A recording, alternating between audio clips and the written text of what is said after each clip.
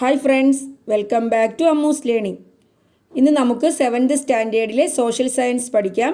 അതിലെ 10th chapter അവർ constitution, നമ്മുടെ ഭരണഘടന. ഒരു രാജ്യത്ത് ഭരണം നടത്തുന്നതിന് ആ രാജ്യത്തിൻ്റേതായ ചില നിയമങ്ങളുണ്ട് അല്ലേ?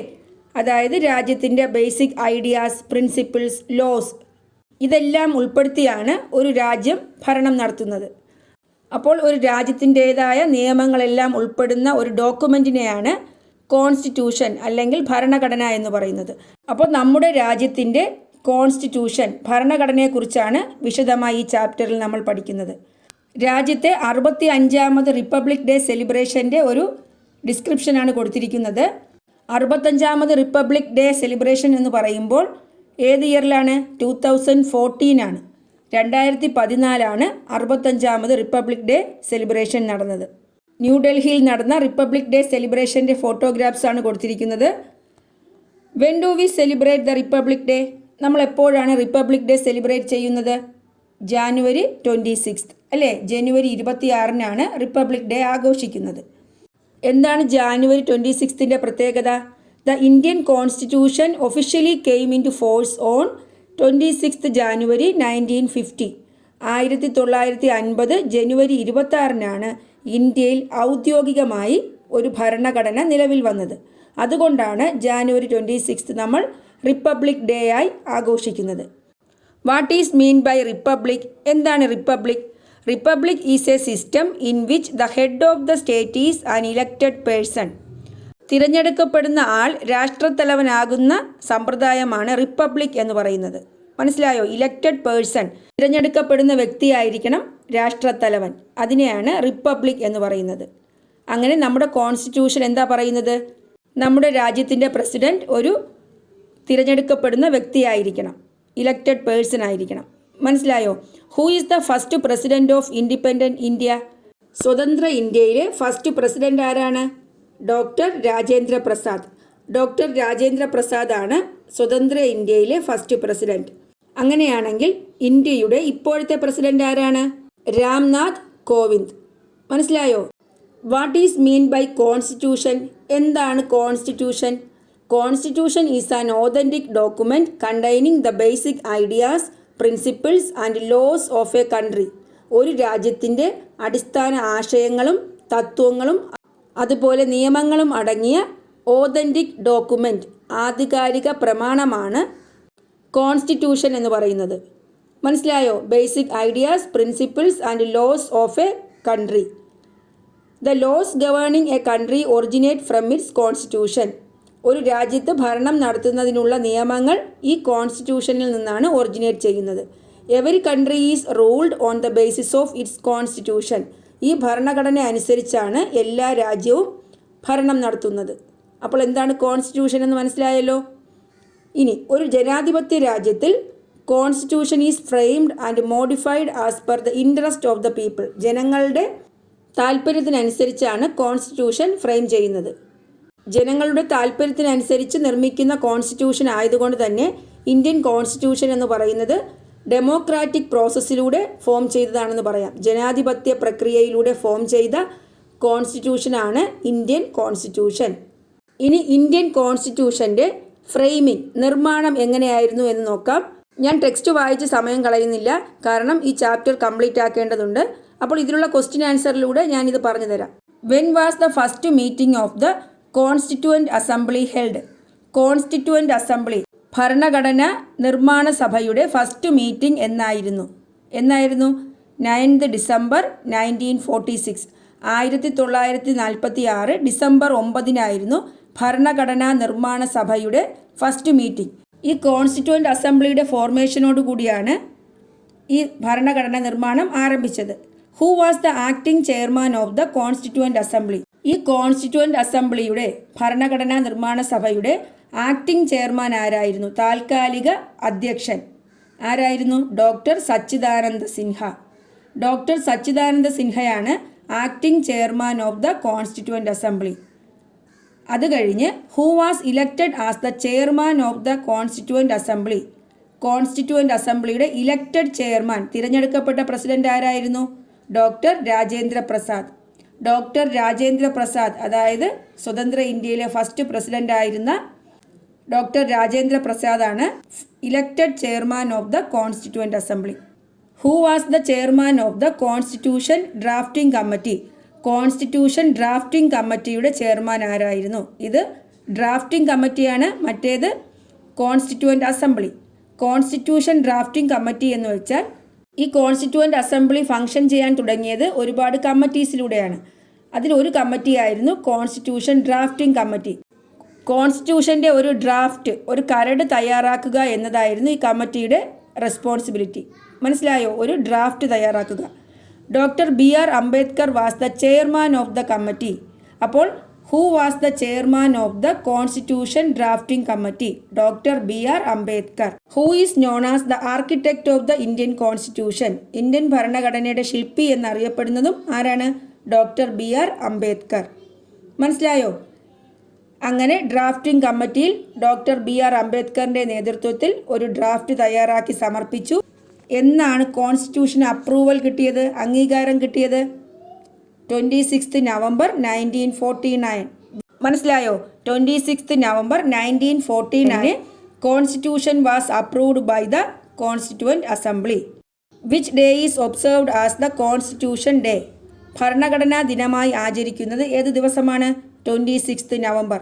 കോൺസ്റ്റിറ്റ്യൂഷൻ അപ്രൂവ് ആയ 26 നവംബർ ആണ് കോൺസ്റ്റിറ്റ്യൂഷൻ ഡേ ആയി ആചരിക്കുന്നത്. അങ്ങനെ ജനുവരി 26, 1950 ഇന്ത്യൻ കോൺസ്റ്റിറ്റ്യൂഷൻ ഔദ്യോഗികമായി അംഗീകരിക്കുകയും ഇന്ത്യ ഒരു സോവറിൻ ഡെമോക്രാറ്റിക് റിപ്പബ്ലിക് രാജ്യമായി മാറി. പരമാധികാര ജനാധിപത്യ റിപ്പബ്ലിക് രാജ്യം. മനസ്സിലായോ? അപ്പോൾ present the process of the framing of the constitution in the form of a time line. Let's അസസിലെ ക്വസ്റ്റ്യൻ ആണ്. കോൺസ്റ്റിറ്റ്യൂഷൻ്റെ നിർമ്മാണ പ്രക്രിയ അതിൻ്റെ ഇയറിൻ്റെ അടിസ്ഥാനത്തിൽ പ്രസൻറ്റ് ചെയ്യാനാണ്. 1946 the constituent assembly formed for the framing of constitution. 1946 December 9 the first meeting of the assembly held. 1949 November 26 our constitution was approved by the constituent assembly. 1950 January 26 our constitution came into force. India became republic. Indian constitution content. Indian കോൺസ്റ്റിറ്റ്യൂഷൻ്റെ ഉള്ളടക്കം എന്തൊക്കെയാണ് അടങ്ങിയിരിക്കുന്നത്? Preamble, ആമുഖം, 395 articles, 395 അനുച്ഛേദങ്ങൾ, 12 schedules, 12 പട്ടികകൾ, 22 parts, 22 ഭാഗങ്ങൾ, 98 amendments till May 2013. 2013 May വരെ 98 ഭേദഗതികൾ ഉണ്ട്. അപ്പോൾ എന്തൊക്കെയാണ് കണ്ടന്റ് എന്ന് മനസ്സിലായല്ലോ. ഇനി ഈ ഭരണഘടനയുടെ നിർമ്മാണത്തിന് എത്ര സമയം വേണ്ടി വന്നു? It took 2 years, 11 months and 17 days to frame the Indian Constitution. 2 വർഷം 11 മാസം 17 ദിവസം. അപ്പോൾ ഇന്ത്യൻ കോൺസ്റ്റിറ്റ്യൂഷൻ ഫ്രെയിം ചെയ്യാൻ 2 years, 11 months and 17 days. ഇനി കോൺസ്റ്റിറ്റ്യൂഷനിലെ കണ്ടന്റായ പ്രിയാമ്പിൾ നോക്കാം. എന്താണ് ആമുഖത്തിൽ പറയുന്നത്? ഇതാ നോക്കൂ, ഇതാണ് കോൺസ്റ്റിറ്റ്യൂഷൻ്റെ പ്രിയാമ്പിൾ. അതിൽ ഇന്ത്യയെ എങ്ങനെയാണ് പറയുന്നത്? Sovereign, socialist, secular, democratic republic. പരമാധികാര, സ്ഥിതി സമത്വ, സെക്കുലാർ, മതേതരത്വ, ജനാധിപത്യ റിപ്പബ്ലിക് എന്നാണ് പറയുന്നത്. മനസ്സിലായോ? അപ്പോൾ ഇത് നിങ്ങൾ ഓർമ്മിച്ച് വയ്ക്കണം. സോവറീൻ, സോഷ്യലിസ്റ്റ്, സെക്കുലർ, ഡെമോക്രാറ്റിക് റിപ്പബ്ലിക്കാണ്. ഇന്ത്യൻ ഭരണഘടന ഓരോ പൗരനും എന്താണ് ഉറപ്പു നൽകുന്നത്? ജസ്റ്റിസ്, നീതി, ലിബർട്ടി, സ്വാതന്ത്ര്യം, ഇക്വാളിറ്റി, സമത്വം, ഫ്രറ്റേണിറ്റി, സാഹോദര്യം. Who prepared the preamble to the Indian constitution? Indian കോൺസ്റ്റിറ്റ്യൂഷൻ്റെ പ്രിയാമ്പിൾ തയ്യാറാക്കിയതാരാണ്? ജവഹർലാൽ നെഹ്റു. ജവഹർലാൽ നെഹ്റു ആണ് കാവ്യാത്മക ശൈലിയിൽ, പോയറ്റിക് സ്റ്റൈലിൽ ഈ പ്രിയാമ്പിൾ തയ്യാറാക്കിയത്. പ്രിയാമ്പിൾസ് കൊണ്ട് എന്താണ് ഉദ്ദേശിക്കുന്നത്? The preamble reflects the basic ideals and values of our constitution. നമ്മുടെ കോൺസ്റ്റിറ്റ്യൂഷൻ്റെ അടിസ്ഥാന ആശയങ്ങളും മൂല്യങ്ങളുമാണ് ഈ പ്രിയാമ്പിൾ റിഫ്ലക്റ്റ് ചെയ്യുന്നത്. Jawaharlal Nehru, the first prime minister of India, prepared the preamble in his poetic style. It is described as the essence and key of the constitution. ഭരണഘടനയുടെ essence and key, അന്തസത്തയും താക്കോലും എന്നാണ് പ്രിയാമ്പിളിനെ വിശേഷിപ്പിക്കുന്നത്. The preamble clearly states and proclaims the objectives and goals of the Constitution. ഭരണഘടനയുടെ ഉദ്ദേശ്യവും ലക്ഷ്യവുമാണ് ഈ preamble വ്യക്തമാക്കുന്നത്. മനസ്സിലായോ? Which is described as the essence and key of the constitution. കോൺസ്റ്റിറ്റ്യൂഷൻ്റെ എസെൻസും കീയും എന്ന് പറയുന്നത് ഏതിനെയാണ്? പ്രിയാമ്പിളിനെയാണ്. Basic goals mentioned in the preamble. Preamble mention ചെയ്യുന്ന ബേസിക് ഗോൾസ് ഏതൊക്കെയാണെന്ന് നോക്കാം. ലക്ഷ്യങ്ങൾ ഏതൊക്കെയാണ്? ഒന്നാമത്തേത് sovereignty, the complete power to take decisions on external and internal matters. ബാഹ്യവും ആന്തരവുമായ കാര്യങ്ങളിൽ തീരുമാനമെടുക്കുന്നതിന് രാഷ്ട്രത്തിനുള്ള അധികാരം. അടുത്തത് സോഷ്യലിസമാണ്. Social justice is ensured by minimising social, economic and political inequalities in society. സമൂഹത്തിലെ സാമൂഹ്യ, സാമ്പത്തിക, രാഷ്ട്രീയ അസമത്വങ്ങൾ കുറച്ച് സാമൂഹ്യ നീതി ഉറപ്പാക്കുന്നു. Secularism, the citizens right to profess and propagate the religion of their preference. The state does not favour any religion. The state has no official religion. ഇഷ്ടമുള്ള മതത്തിൽ വിശ്വസിക്കുന്നതിനും പ്രചരിപ്പിക്കുന്നതിനും പൗരന്മാർക്കുള്ള അവകാശം. അതുപോലെ രാഷ്ട്രം ഒരു മതത്തോടും വിവേചനം കാണിക്കില്ല. രാഷ്ട്രത്തിന് ഔദ്യോഗിക മതമില്ല. മനസ്സിലായോ?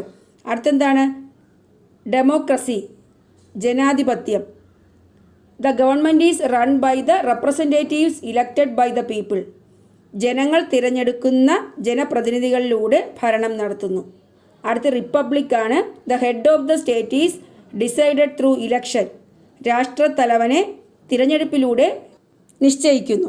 ഇത്രയുമാണ് ഭരണഘടനയുടെ ആമുഖത്തിൽ സൂചിപ്പിച്ചിട്ടുള്ള അടിസ്ഥാന ലക്ഷ്യങ്ങൾ. മനസ്സിലായോ? Basic goals mentioned in the preamble. ഇനിയൊരു ക്വസ്റ്റ്യൻ കൈറ്റ് വിക്ടേഴ്സിൽ നിങ്ങൾക്ക് ആക്ടിവിറ്റിയായി തന്നതാണ്. The preamble is the key to the constitution. Elucidate. പ്രിയാമ്പിളിനെ കോൺസ്റ്റിറ്റ്യൂഷൻ്റെ കീ, താക്കോൽ എന്നാണ് വിശേഷിപ്പിക്കുന്നത്. എന്തുകൊണ്ടാണ്? A key is used to enter a house and find out what all household articles it contains. The preamble to our constitution help us to understand the important objectives and ideas of our constitution. നമ്മുടെ വീട്ടിലെ താക്കോൽ ഉപയോഗിച്ചാണ് നമ്മൾ വീട്ടിനുള്ളിൽ കയറി അതിനകത്ത് എന്തൊക്കെയുണ്ട് എന്ന് മനസ്സിലാക്കുന്നത്. അതുപോലെ കോൺസ്റ്റിറ്റ്യൂഷൻ്റെ ആമുഖത്തിൽ നിന്നാണ് നമുക്ക് ആ ഇമ്പോർട്ടൻ്റ് ഒബ്ജക്റ്റീവ്സും ആ കോൺസ്റ്റിറ്റ്യൂഷൻ്റെ ഐഡിയാസുമെല്ലാം മനസ്സിലാകുന്നത്. അപ്പോൾ basic ideals of the constitution in the preamble എന്ന് ചോദിച്ചാലും ഇതാണ്: sovereignty, socialism, secularism, democracy and republic. മനസ്സിലായോ? ഇനി നമുക്ക് the main features of the Indian constitution, Indian ഭരണഘടനയുടെ പ്രധാന സവിശേഷതകൾ എന്തൊക്കെയാണെന്ന് നോക്കാം. The main features of the Indian constitution are given below. ഏതൊക്കെയാണ്? പാർലമെൻ്ററി സിസ്റ്റം, പാർലമെൻ്ററി ഭരണ സമ്പ്രദായം. ഫണ്ടമെൻ്റൽ റൈറ്റ്സ്, മൗലിക അവകാശങ്ങൾ. ഫണ്ടമെൻ്റൽ ഡ്യൂട്ടീസ്, മൗലിക കർത്തവ്യങ്ങൾ. ഡയറക്റ്റീവ് പ്രിൻസിപ്പിൾസ്, നിർദ്ദേശക തത്വങ്ങൾ. ദ റൂൾ ഓഫ് ലോ, നിയമവാഴ്ച. ഫെഡറൽ സിസ്റ്റം, സംയുക്ത വ്യവസ്ഥ. റിട്ടൺ കോൺസ്റ്റിറ്റ്യൂഷൻ, എഴുതപ്പെട്ട ഭരണഘടന. ഇൻഡിപെൻഡൻറ്റ് ജുഡീഷ്യൽ സിസ്റ്റം, സ്വതന്ത്ര നീതിന്യായ വ്യവസ്ഥ. ഇത്രയുമാണ് കോൺസ്റ്റിറ്റ്യൂഷൻ്റെ പ്രത്യേകതകൾ. മനസ്സിലായോ? എന്തൊക്കെയാണ്? Parliamentary system, fundamental rights, fundamental duties, directive principles, the rule of law, federal system, written constitution, independent judicial system. ഇവ ഓരോന്നും എന്താണെന്ന് നോക്കാം. ഒന്നാമത്തേത് പാർലമെൻ്ററി സിസ്റ്റമാണ്. പാർലമെൻ്ററി ഭരണ സമ്പ്രദായം. What is parliament? People elect their representatives through universal adult franchise to govern the country. ജനങ്ങൾ തങ്ങളുടെ പ്രതിനിധികളെ പ്രായപൂർത്തി വോട്ടവകാശത്തിലൂടെ തിരഞ്ഞെടുക്കുന്നു. The elected members function as a council of people's representatives. ഇങ്ങനെ തിരഞ്ഞെടുക്കപ്പെടുന്നവർ ചേർന്ന് കൗൺസിൽ ഓഫ് പീപ്പിൾസ് റെപ്രസെൻറ്റേറ്റീവ്സ്, ജനപ്രതിനിധി സഭയായി പ്രവർത്തിക്കുന്നു. This council of representatives is known as the parliament. ഇങ്ങനെ ജനപ്രതിനിധി സഭയെയാണ് പാർലമെൻറ്റ് എന്ന് പറയുന്നത്. മനസ്സിലായോ? ഇനി വാട്ട് ഈസ് പാർലമെൻ്ററി സിസ്റ്റം? എന്താണ് പാർലമെൻ്ററി സമ്പ്രദായം? The parliamentary system is a form of government formed by the elected representatives. തിരഞ്ഞെടുക്കപ്പെടുന്ന ജനപ്രതിനിധികൾ ചേർന്ന് ഭരണം നടത്തുന്ന സമ്പ്രദായമാണ് ദ പാർലമെൻ്ററി സിസ്റ്റം, പാർലമെൻ്ററി ഭരണ സമ്പ്രദായം. മനസ്സിലായോ? ഇന്ത്യയിലെ പാർലമെൻ്ററി സിസ്റ്റം എങ്ങനെയാണ്? In India there are elected council of people's representatives at the center and in the states according to the parliamentary system of government. സെൻറ്ററിലും സ്റ്റേറ്റിലും പീപ്പിൾസ് റെപ്രസെൻറ്റേറ്റീവ്സ് ഉണ്ട്, ജനങ്ങളുടെ പ്രതിനിധിയുണ്ട്. there is a parliament at the center and the state legislative assemblies in the state. കേന്ദ്രത്തിൽ പാർലമെൻറ്റും സംസ്ഥാനങ്ങളിൽ എന്താണ്? State legislative assemblies, സംസ്ഥാന നിയമസഭകളുമാണ്. The prime minister and other ministers can continue in power till they enjoy the majority in the parliament. സെൻറ്ററിൽ അല്ലെങ്കിൽ കേന്ദ്രത്തിൽ parliament ആണല്ലോ, അവിടെ പ്രൈം മിനിസ്റ്ററിനും മറ്റുള്ള മിനിസ്റ്റേഴ്സിനും മെജോറിറ്റി ഇല്ലാതെ, ഭൂരിപക്ഷമില്ലാതെ തുടരാൻ കഴിയില്ല. അതുപോലെ സ്റ്റേറ്റിൽ എങ്ങനെയാണ്? ചീഫ് മിനിസ്റ്റർക്കും മറ്റുള്ള മന്ത്രിമാർക്കും മെജോറിറ്റി ഇല്ലാതെ തുടരാൻ കഴിയില്ല. The parliamentary system ensures the people's authority and control over the rulers through the elected representatives. തിരഞ്ഞെടുക്കപ്പെടുന്ന പ്രതിനിധികളിലൂടെ ഭരണാധികാരികളുടെ മേൽ അധികാരവും നിയന്ത്രണവും പാർലമെൻ്ററി സിസ്റ്റം ഉറപ്പു നൽകുന്നു. പാർലമെൻ്ററി സിസ്റ്റം പറഞ്ഞു. ഇനി എന്താണ് presidential system? In the presidential system the people directly elect the head of the state. മനസ്സിലായോ? രാഷ്ട്രത്തലവനെ ജനങ്ങൾ നേരിട്ടാണ് തിരഞ്ഞെടുക്കുന്നത്. പ്രസിഡൻഷ്യൽ സമ്പ്രദായത്തിൽ ഹെഡ് ഓഫ് ദ സ്റ്റേറ്റിനെ ജനങ്ങൾ നേരിട്ട് തിരഞ്ഞെടുക്കുന്നു. എക്സാമ്പിൾ എന്താണ്? United States of America and France are example. ഈയിടെ അമേരിക്കയിൽ തിരഞ്ഞെടുപ്പ് നടന്നപ്പോൾ പ്രസിഡൻ്റായ ജോൺ ബൈഡനെ ജനങ്ങളാണ് തിരഞ്ഞെടുത്തത്, അല്ലേ? ജനങ്ങളിൽ നിന്നും നേരിട്ട് തിരഞ്ഞെടുക്കപ്പെട്ട പ്രസിഡൻ്റാണ് ജോൺ ബൈഡൻ. അതുകൊണ്ട് തന്നെ അമേരിക്കൻ ഐക്യനാടുകൾ അതുപോലെ ഫ്രാൻസിലൊക്കെ പ്രസിഡൻഷ്യൽ സിസ്റ്റമാണ്, പ്രസിഡൻഷ്യൽ സമ്പ്രദായമാണ്. മനസ്സിലായോ? ഇന്ത്യയിൽ പാർലമെൻ്ററി സിസ്റ്റമാണ്, അതായത് ഇലക്റ്റഡ് റെപ്രസെൻറ്റേറ്റീവ്സ് ചേർന്ന് സെൻറ്ററിലും സ്റ്റേറ്റിലും ഭരണം നടത്തുന്നു. How is the parliamentary system different from the presidential system? ഇതിൻ്റെ ആൻസർ പാർലമെൻ്ററി സിസ്റ്റം എന്താണെന്ന് തന്നിട്ടുണ്ട്, പ്രസിഡൻഷ്യൽ സിസ്റ്റം എന്താണെന്ന് തന്നിട്ടുണ്ട്. അത് രണ്ടും ചേർത്ത് എഴുതുക. ഇനി സെക്കൻഡ് ഫീച്ചർ ഫണ്ടമെൻ്റൽ റൈറ്റ്സ് ആണ്, മൗലിക അവകാശങ്ങൾ. എന്താണ് മൗലിക അവകാശങ്ങൾ കൊണ്ട് ഉദ്ദേശിക്കുന്നത്? The fundamental rights are guaranteed by the Indian constitution for the success of the democracy and the comprehensive development of citizens. ഇന്ത്യയിലെ പൗരന്മാരുടെ സമ്പൂർണ്ണ വികാസത്തിനും ജനാധിപത്യ വിജയത്തിനും വേണ്ടി ഇന്ത്യൻ ഭരണഘടന ഉറപ്പു നൽകുന്നതാണ് fundamental rights. The governments have the responsibility to ensure these rights to their citizens. ഇന്ത്യയിലെ സിറ്റിസൺസിന് അവരുടെ ഫണ്ടമെൻ്റൽ റൈറ്റ്സ് ഉറപ്പു നൽകുന്നതിന് ഗവൺമെൻറ്റിന് ഉത്തരവാദിത്തമുണ്ട്. If the fundamental rights are violated the citizens has the right to approach either the high courts or the supreme court. Fundamental rights നിഷേധിക്കപ്പെട്ടാൽ പൗരന് ഹൈക്കോർട്ടിലോ സുപ്രീം കോർട്ടിലോ സമീപിക്കാം. The constitution entrust the courts to issue certain writs to protect the rights of the citizens in such circumstances. അങ്ങനെയുള്ള സന്ദർഭങ്ങളിൽ കോടതിക്ക് പൗരൻ്റെ അവകാശ സംരക്ഷണത്തിനായി റിട്ടുകൾ പുറപ്പെടുവിക്കാൻ, ഉത്തരവുകൾ പുറപ്പെടുവിക്കാനുള്ള അവകാശം ഭരണഘടന നൽകുന്നു. ഇനി ഏതൊക്കെയാണ് fundamental rights? There are 6 fundamental rights. Right to equality, സമത്വത്തിനുള്ള അവകാശം. റൈറ്റ് ടു ഫ്രീഡം, സ്വാതന്ത്ര്യത്തിനുള്ള അവകാശം. റൈറ്റ് എഗെയിൻസ്റ്റ് എക്സ്പ്ലോയിറ്റേഷൻ, ചൂഷണത്തിനെതിരെയുള്ള അവകാശം. Right to freedom of religion, മതപരമായ സ്വാതന്ത്ര്യത്തിനുള്ള അവകാശം. കൾച്ചറൽ ആൻഡ് എഡ്യൂക്കേഷണൽ റൈറ്റ്സ്, സാംസ്കാരിക വിദ്യാഭ്യാസപരമായ അവകാശം. റൈറ്റ് ടു കോൺസ്റ്റിറ്റ്യൂഷണൽ റെമഡീസ്, ഭരണഘടനാപരമായ പരിഹാരത്തിനുള്ള അവകാശം. അപ്പോൾ ഇന്ത്യൻ പൗരൻ്റെ 6 ഫണ്ടമെൻ്റൽ റൈറ്റ്സ് മനസ്സിലായല്ലോ. അതുപോലെ 6 മുതൽ 14 വയസ്സ് വരെയുള്ള എല്ലാ കുട്ടികൾക്കും സൗജന്യവും നിർബന്ധിതവുമായ വിദ്യാഭ്യാസം മൗലിക അവകാശമാണ്. ഭരണഘടനയുടെ ഏത് ആർട്ടിക്കിളിലാണിത് പറയുന്നത്?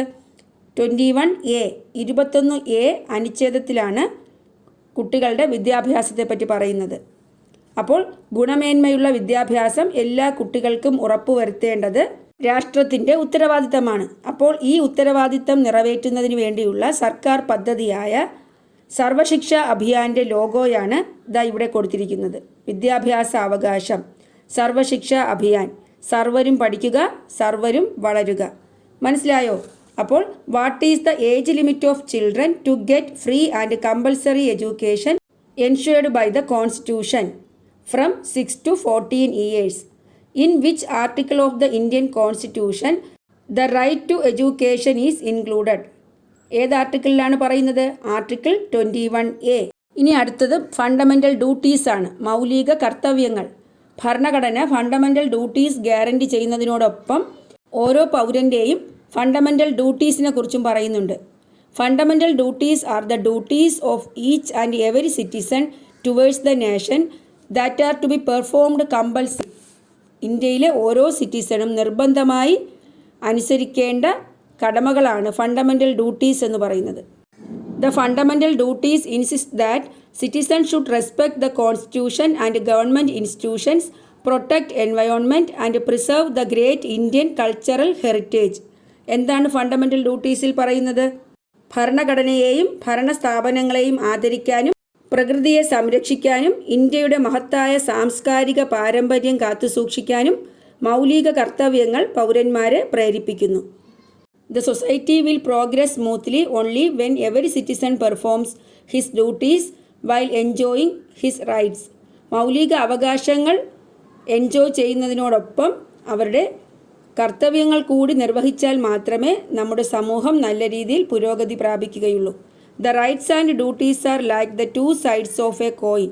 The rights cannot exist without duties. റൈറ്റ്സും ഡ്യൂട്ടീസും ഒരു കോയിനിൻ്റെ രണ്ട് വശങ്ങളാണ്. കടമകൾ കൂടാതെ അവകാശങ്ങൾക്ക് നിലനിൽപ്പില്ല. അപ്പോൾ ഫണ്ടമെൻ്റൽ ഡ്യൂട്ടീസിനെ കുറിച്ച് മനസ്സിലായല്ലോ. ഇനി ഡയറക്റ്റീവ് പ്രിൻസിപ്പിൾസ് ഓഫ് സ്റ്റേറ്റ് പോളിസിയാണ്, നിർദ്ദേശക തത്വങ്ങൾ. എന്താണ് നിർദ്ദേശക തത്വങ്ങൾ? Some principles are laid down in our constitution as directions for the policy makers and rulers to ensure social justice. They are known as the directive principles of state policy. എന്താണ്? സാമൂഹ്യനീതി ഉറപ്പാക്കുന്നതിനു വേണ്ടിയുള്ള ഒരു കൂട്ടം തത്വങ്ങൾ രാഷ്ട്രഭരണത്തിനുള്ള നിർദ്ദേശങ്ങളായി നമ്മുടെ ഭരണഘടനയിൽ ഉൾപ്പെടുത്തിയിട്ടുണ്ട്. ഇവയാണ് നിർദ്ദേശക തത്വങ്ങൾ എന്ന് പറയുന്നത്. മനസ്സിലായോ? സാമൂഹ്യ നീതി ഉറപ്പാക്കുന്നതിന് വേണ്ടിയുള്ള ഒരു കൂട്ടം തത്വങ്ങൾ. ചില ഡയറക്റ്റീവ് പ്രിൻസിപ്പിൾസ് ഏതൊക്കെയാണെന്ന് നോക്കാം. ചില ന്യൂസ് കൊളാഷ് തന്നിട്ടുണ്ട്. ഇതിൽ നിന്നുമുള്ള ഡയറക്റ്റീവ് പ്രിൻസിപ്പിൾസ് ഏതൊക്കെയാണെന്ന് നോക്കാം. എന്താണ് news? Equal pay for men and women under the Mahatma Gandhi national rural employment guarantee scheme. Mahatma Gandhi ദേശീയ ഗ്രാമീണ തൊഴിലുറപ്പ് പദ്ധതിയിൽ സ്ത്രീകൾക്കും പുരുഷന്മാർക്കും തുല്യവേതനം. Separate national park for the protection of താഴ്സ്. വരയാടുകളുടെ സംരക്ഷണത്തിനായി പ്രത്യേക ദേശീയ ഉദ്യാനം. Free medical insurance for the socially and economically backward people. സാമൂഹികമായും സാമ്പത്തികമായും പിന്നോക്കാവസ്ഥയിലുള്ളവർക്ക് സൗജന്യ medical insurance നടപ്പാക്കുന്നു. Archaeology department undertakes the preservation of ancient forts. പുരാതന കോട്ടകളുടെ സംരക്ഷണം പുരാവസ്തു വകുപ്പ് ഏറ്റെടുത്തു. ഈ ന്യൂസ് ഹെഡ്ലൈൻസിൽ നിന്നുമുള്ള ഡയറക്റ്റീവ് പ്രിൻസിപ്പിൾസ് ഏതൊക്കെയാണെന്ന് നോക്കാം. Let us find out the directive principles reflected in these news headlines. ഏതൊക്കെയാണ്? Provision for equal wages for equal work for all irrespective of gender. സ്ത്രീ പുരുഷ ഭേദമന്യേ എല്ലാവർക്കും തുല്യ ജോലിക്ക് തുല്യവേതനം അനുവദിക്കുക. Protection of the environment by conserving forest and wild life. രാജ്യത്തെ വനങ്ങളെയും വന്യജീവികളെയും പരിരക്ഷിച്ചുകൊണ്ട് പരിസ്ഥിതി സംരക്ഷിക്കുക. Conservation of all monuments of national and historical importance. ദേശീയ പ്രാധാന്യവും ചരിത്രപരമായ മൂല്യവുമുള്ള എല്ലാ സ്മാരകങ്ങളും സംരക്ഷിക്കുക. Welfare of citizens by building up a system based on economic, social and political justice. സാമ്പത്തിക, സാമൂഹിക, രാഷ്ട്രീയ നീതിയിൽ അധിഷ്ഠിതമായ ഒരു വ്യവസ്ഥിതി കെട്ടിപ്പടുത്തുകൊണ്ട് ജനങ്ങളുടെ ക്ഷേമം ഉറപ്പുവരുത്തുക. ഇങ്ങനെയുള്ള കാര്യങ്ങളാണ് ഡയറക്റ്റീവ് പ്രിൻസിപ്പിൾസിൽ വരുന്നത്. ഈ ഡയറക്റ്റീവ് പ്രിൻസിപ്പിൾസ് എന്ന് പറയുന്നത് ജനങ്ങളുടെ ക്ഷേമത്തിനും ഡെവലപ്മെൻറ്റിനും വേണ്ടിയാണ്. ഫണ്ടമെൻ്റൽ റൈറ്റ്സ് വയലേറ്റ് ചെയ്താൽ ഒരാൾക്ക് കോടതിയെ സമീപിക്കാം. എന്നാൽ ഡയറക്റ്റീവ് പ്രിൻസിപ്പിൾസ് നടപ്പിലാക്കാൻ വേണ്ടി കോടതിയെ സമീപിക്കാൻ കഴിയില്ല. മനസ്സിലായോ? അത് ഗവൺമെൻറ്റിൻ്റെയും ജനങ്ങളുടെയും വിൽ പവറിൻ്റെ അടിസ്ഥാനത്തിൽ, ഇച്ഛാശക്തിയുടെ അടിസ്ഥാനത്തിലാണ് നടപ്പിലാക്കുന്നത്. അടുത്തത് റൂൾ ഓഫ് ലോ ആണ്, നിയമവാഴ്ച. All are equal before law. What does this mean? എല്ലാവരും നിയമത്തിന് മുന്നിൽ തുല്യരാണ്. എന്താണ് ഇതുകൊണ്ട് ഉദ്ദേശിക്കുന്നത്? It means that in a democracy nobody is above the law and that all are subject to law. എന്താണ്? ജനാധിപത്യ സംവിധാനത്തിൽ ആരും നിയമത്തിന് അതീതരല്ല, എല്ലാവരും നിയമത്തിന് വിധേയരാണ് എന്നാണ് ഉദ്ദേശിക്കുന്നത്. അടുത്തത് ഫെഡറൽ സിസ്റ്റമാണ്, സംയുക്ത ഭരണ വ്യവസ്ഥ. എന്താണ് സംയുക്ത ഭരണവ്യവസ്ഥ? The government system shares power with the central, state and local governments. This is known as the federal system. കേന്ദ്ര, സംസ്ഥാന, പ്രാദേശിക ഗവൺമെൻറ്റുകൾക്ക് അധികാരം പങ്കിട്ടുകൊണ്ടുള്ള ഗവൺമെൻറ് സിസ്റ്റമാണ് ഫെഡറൽ സിസ്റ്റം എന്ന് പറയുന്നത്. മനസ്സിലായോ? സെൻട്രൽ ഗവൺമെൻറ്റും സ്റ്റേറ്റ് ഗവൺമെൻറ്റും ലോക്കൽ ഗവൺമെൻറ്റും ചേർന്ന് അധികാരം നടപ്പിലാക്കുക. ഒരു എക്സാമ്പിൾ പറഞ്ഞാൽ, the food security bill was passed by the parliament and it became an act in 2013. 2013 parliament അംഗീകരിച്ച് നിയമമായ ഒരു പ്രധാന ബില്ലാണ് ഭക്ഷ്യസുരക്ഷാ ബിൽ. ഭക്ഷ്യസുരക്ഷാ ബിൽ എന്നാണ് ആക്റ്റായി മാറിയത്? 2013. എന്താണ് ഭക്ഷ്യസുരക്ഷാ ബില്ലിൻ്റെ aim? What is the aim of food security bill? Its aim is to ensure the availability of food for all sections of people in India. ഇന്ത്യയിലെ എല്ലാ വിഭാഗക്കാർക്കും ഭക്ഷ്യസുരക്ഷ ഉറപ്പാക്കുക എന്നതാണ് ഈ ബില്ലിൻ്റെ ലക്ഷ്യം. This act is implemented with the support of the states. State ഗവൺമെൻറ്റിൻ്റെ സഹായത്തോടെയാണ് കേന്ദ്ര ഗവൺമെൻറ് ഇത് നടപ്പിലാക്കിയത്. മനസ്സിലായോ? Thus the system of government in India shares power with the central, state and local governments. This is known as the federal system. മനസ്സിലായല്ലോ? എന്നാൽ what is unitary system? ഏകായത്ത ഭരണ സമ്പ്രദായം. If all the power is vested in the central government it is known as the unitary system. എല്ലാ അധികാരങ്ങളും കേന്ദ്ര ഗവൺമെൻറ്റിന് മാത്രമാണെങ്കിൽ അതിനെ യൂണിറ്ററി സിസ്റ്റം എന്നാണ് പറയുന്നത്. What is the significance of federal system in India? ഇന്ത്യയിൽ ഫെഡറൽ സിസ്റ്റത്തിൻ്റെ പ്രാധാന്യം എന്താണ്? India is a vast nation full of diversity. The federal system helps to maintain the unity of India amidst such regional diversity. India വൈവിധ്യം നിറഞ്ഞ ഒരു രാജ്യമാണ്. അപ്പോൾ ഈ വൈവിധ്യത്തെ ഉൾക്കൊണ്ടുകൊണ്ട് രാജ്യത്തെ ഒന്നിച്ച് നിർത്താൻ ഫെഡറൽ സംവിധാനം സഹായിക്കുന്നു. അടുത്ത് റിട്ടൺ കോൺസ്റ്റിറ്റ്യൂഷനാണ്, എഴുതപ്പെട്ട ഭരണഘടന. എന്താ written constitution? Constitution is written in the form of a text. Constitution of India is the world's longest written constitution. ഒരു പുസ്തക രൂപത്തിൽ എഴുതി തയ്യാറാക്കിയ കോൺസ്റ്റിറ്റ്യൂഷനാണ് റിട്ടൺ കോൺസ്റ്റിറ്റ്യൂഷൻ എന്ന് പറയുന്നത്. ലോകത്തിൽ വെച്ച് ഏറ്റവും വലിയ റിട്ടൺ കോൺസ്റ്റിറ്റ്യൂഷൻ ആരുടേതാണ്? ഇന്ത്യയുടെ കോൺസ്റ്റിറ്റ്യൂഷനാണ്. മനസ്സിലായോ? അൺറിട്ടൺ കോൺസ്റ്റിറ്റ്യൂഷനോ? Unwritten constitution means a document which is not written in the form of a text. പുസ്തക രൂപത്തിൽ എഴുതി തയ്യാറാക്കാത്ത ഡോക്യുമെൻ്റ് രൂപത്തിലുള്ള ഭരണഘടനയാണ് അൺറിട്ടൺ കോൺസ്റ്റിറ്റ്യൂഷൻ. ഇനി റിട്ടൺ കോൺസ്റ്റിറ്റ്യൂഷൻ ഉള്ള രാജ്യങ്ങൾ ഏതൊക്കെയാണ്? India, USA, France, Australia, Brazil, South Africa. അൺറിട്ടൺ കോൺസ്റ്റിറ്റ്യൂഷനാണ് ബ്രിട്ടൻ, ഇസ്രായേൽ, ന്യൂസിലാൻഡ്. ഇനി ഇൻഡിപെൻഡൻറ്റ് ജുഡീഷ്യറി സിസ്റ്റമാണ്. എന്താണ് സ്വതന്ത്ര നീതിന്യായ വ്യവസ്ഥ? There is an independent judiciary in our country to protect the citizens rights. പൗരന്മാരുടെ അവകാശങ്ങൾ സംരക്ഷിക്കുന്നതിന് വേണ്ടി നമ്മുടെ രാജ്യത്ത് ഒരു ഇൻഡിപെൻഡൻറ്റ് ജുഡീഷ്യറി സിസ്റ്റം ഉണ്ട്. The main duty of the judiciary is to legally protect the people and to punish the guilty. ജുഡീഷ്യറിയുടെ main duty എന്താണ്? നിയമപരമായി കുറ്റവാളികളെ ശിക്ഷിക്കുകയും ജനങ്ങളെ സംരക്ഷിക്കുകയും ചെയ്യുക. The judiciary is independent from the influence of the legislature and executives, the two other organs of the government. ഈ നീതിന്യായ വ്യവസ്ഥ എന്ന് പറയുന്നത് ഭരണകൂടത്തിൻ്റെ മറ്റ് രണ്ട് വിഭാഗങ്ങളായ നിയമനിർമ്മാണ സഭയുടെയും, അതായത് ലെജിസ്ലേച്ചർ, അതുപോലെ എക്സിക്യൂട്ടീവ് കാര്യനിർവഹണ വിഭാഗത്തിൻ്റെയും സ്വാധീനത്തിൽ നിന്നും സ്വതന്ത്രമാണ്. Such an independent judiciary is a unique feature of the Indian constitution. Indian ഭരണഘടനയുടെ ഒരു സവിശേഷതയാണ് ഇത്തരത്തിലുള്ള ഇൻഡിപെൻഡൻറ്റ് ജുഡീഷ്യറി. ഇനി ഇന്ത്യൻ ജുഡീഷ്യറിയുടെ ഹയറാർക്കി, അധികാര ശ്രേണി എങ്ങനെയാണെന്ന് നോക്കാം. ഇവിടെ നോക്കൂ, supreme court, high court, district court, sub court, അതിൽ മുൻസിഫ് കോർട്ട്, മജിസ്ട്രേറ്റ് കോർട്ട്, അല്ലേ? Which is the highest court in India? ഏതാണ് ഇന്ത്യയുടെ പരമോന്നത നീതിപീഠം? സുപ്രീം കോർട്ടാണ്. Which is the highest court in a state? സംസ്ഥാനങ്ങളിലെ ഏറ്റവും ഉയർന്ന കോടതി ഏതാണ്? ഹൈക്കോർട്ടാണ്, ഹൈക്കോടതി. Which is the lowest court that deals with civil cases? Civil കേസുകൾ കൈകാര്യം ചെയ്യുന്ന താഴ്ന്ന കോടതി ഏതാണ്? മുൻസിഫ് കോർട്ട്, മുൻസിഫ് കോടതിയാണ്. Which is the lowest court that deals with criminal cases? Criminal കേസുകൾ കൈകാര്യം ചെയ്യുന്ന താഴ്ന്ന കോടതിയാണ് മജിസ്ട്രേറ്റ് കോർട്ട്. മനസ്സിലായോ? അപ്പോൾ ഇന്ത്യയിലെ പരമോന്നത നീതിപീഠം, highest court in India supreme court, highest court in a state high court, അത് മറക്കരുത്. അതുപോലെ ക്രിമിനൽ കേസും സിവിൽ കേസും കൈകാര്യം ചെയ്യുന്ന ലോവസ്റ്റ് കോർട്ട് ഏതാണെന്ന് ഓർമ്മിച്ചിരിക്കണം. ഇനി അടുത്ത് കോൺസ്റ്റിറ്റ്യൂഷണൽ അമെൻമെൻ്റ് ആണ്. ഫീച്ചേഴ്സ് പഠിച്ചതിൽ ലാസ്റ്റ് ഭാഗത്ത് വരുന്നതാണ് കോൺസ്റ്റിറ്റ്യൂഷണൽ അമെൻമെൻറ്റ്. എന്താണ്? ഭരണഘടന ഭേദഗതി. എന്താണ് constitutional amendments? Additions and deletions made in the constitution is known as constitutional amendment. എന്താണ്?